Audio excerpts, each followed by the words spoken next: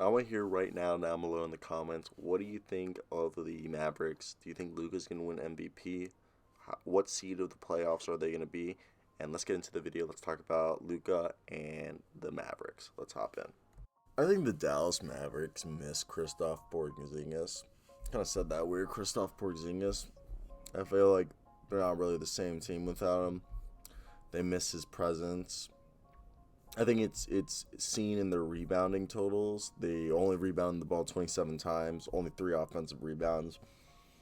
Their leading rebounder was Kleber from off the bench, so that's not really a good sign.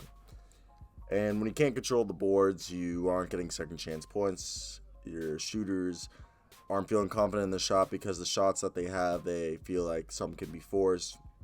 Look, Luka only had 27 points, and I said that only had because it wasn't really efficient. He had 7 assists, 4 rebounds, and it was interesting to see it. But it wasn't a great game. It wasn't the best game for Luka. Josh Richardson had foul trouble. I think it was the first half, and he already had 4 fouls. Tim Hardaway Jr. had so many second chance opportunities. Like, it seemed like every time they would get a rebound, all 3 offensive rebounds, it was all when Tim Hardaway missed the shot and then put it back up to do absolutely nothing. I don't know if you hear my dog. She just ran away with the loudest caller in the world. Anyway, so you got over here Tim Hardaway Jr., who wasn't hitting anything. Josh Richardson, who was in foul trouble, who did hit 2 3-pointers, was playing good on defense. Because Powell, Finney Smith, and Richardson were all like doing really well on defense, disrupting passing lanes, and they were fun to watch, without a doubt. I'm not gonna put any shame on them. Same thing with Trey Burke, another guy who was shooting really well and was running around the floor really well, and it kind of fell off like during the second half. They fell down 10 points, and it really just seemed like that's where it slipped away.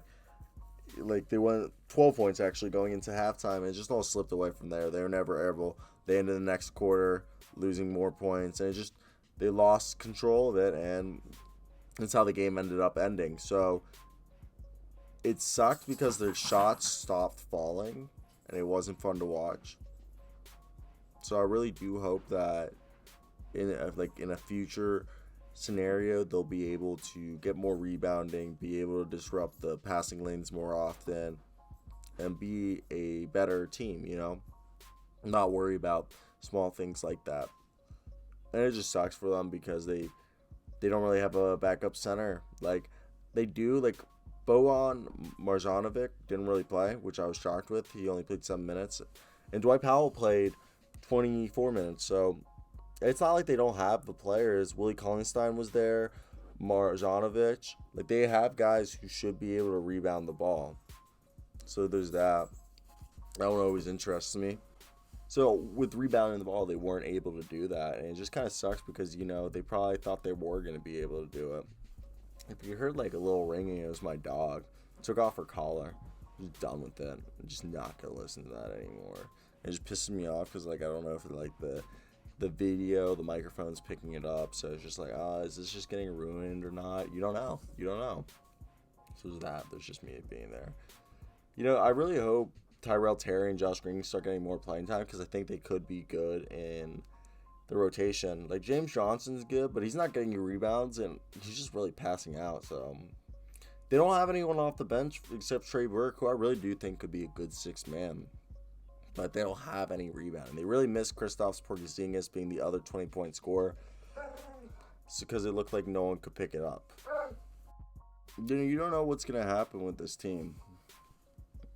It just feels like once Kristaps gone and there's not another 20-point scorer, you don't know what this team can do. They don't really feel that great. I don't feel confident in them. Is that like nice to say? It's probably not. People are like, that's not a nice thing to say. I love Luka.